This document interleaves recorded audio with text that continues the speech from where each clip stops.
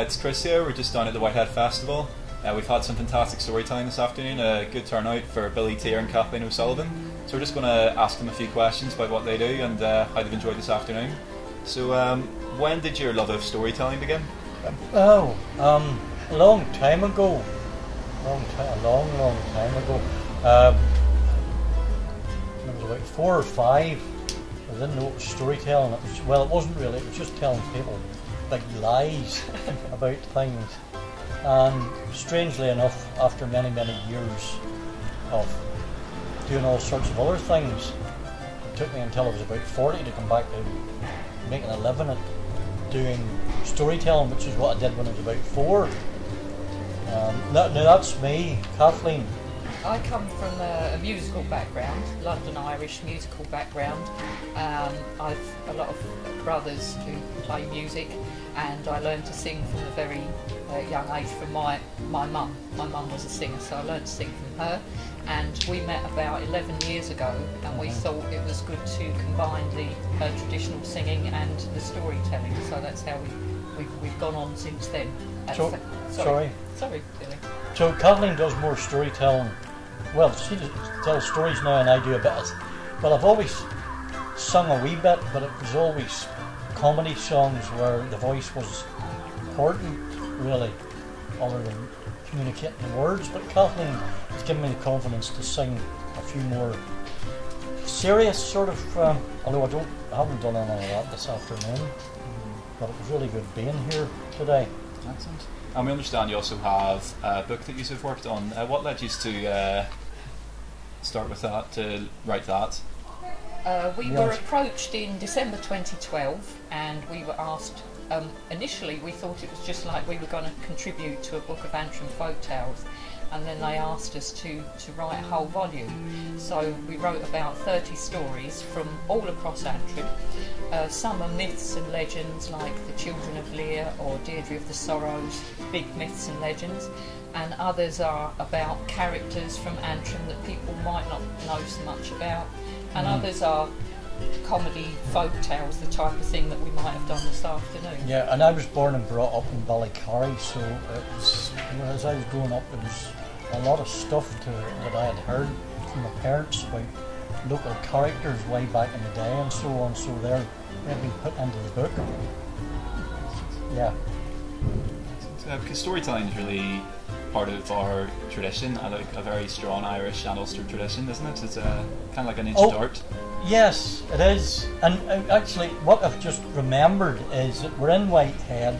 We have a couple of stories from around this area. We have one that we researched. We did a lot of research about this, but we found out about this man who was quite a character back at the turn of the 1890s, around then. Man McCartney, the schoolmaster who lived in the cave down at Black Cave. Blackhead. Yeah. And actually, when we researched that, we took a walk out to the cave there, and I don't know where you guys know this. You're all from Whitehead. Yes. Yeah. We saw there's a story about how this man, he was a real character and lived in the cave for a while. He taught at Ballycarry and Windy Gap and so on, and then out that way. But he, apparently some clergyman once gave him a sixpence, but made it clear he gave it charitably to him. A lot of the local women would bring him food and leave it at the cave, but they would leave it anonymously. But this clergyman made it known that I left McCartney sixpence. So apparently McCartney went into the company where he was one day and flicked his sixpence and said, "That's what I think of the Reverend Sixpence." And it must be from that, in the cave that McCartney lived in. If you look to the right of it, I think actually Kathleen has a picture on the iPad. I saw this. There's a ledge, and people have been flicking coins there, and if a lot of the copper ones have obviously gone green with. But there's a pile of coins there. Have you ever seen that? Yeah, I think I've seen that before. So we have a story about. We have a story about Castle Chichester down there and a ghost in the book as well. And in terms of the tradition, that like coming, as you were saying, something in the background of people and just getting together and talking. Billy's grandfather is featured in here. He was a well-known bard and poet in the area, and there was a fiddle on the old frack banner at one time, and that was in remembrance of Billy's granddad, who was a musician as well. Yeah, the old frack banner is carried they brought in Gallarin up in Ballycarry every, I think it's the beginning of September. And finally, have you enjoyed your afternoon in Whitehead? This is a great gig. I mean, very much. Yeah. Yeah. I mean, it's the intimacy of, I mean, both of us have been in big stadiums, and that can be quite intimate in a strange way. But we do like small, intimate gatherings. And the Bank House is a very, very creative place as well. It's a lovely place for people to come. So yes, best of luck to it. If someone were to want to purchase your book, how would they go about that? They can come to the Bank House.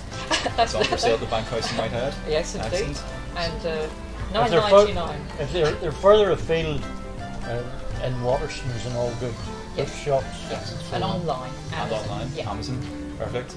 So I've been Chris, and this is with Billy Tier and Kathleen O'Sullivan for Genesis TV. Well, hey!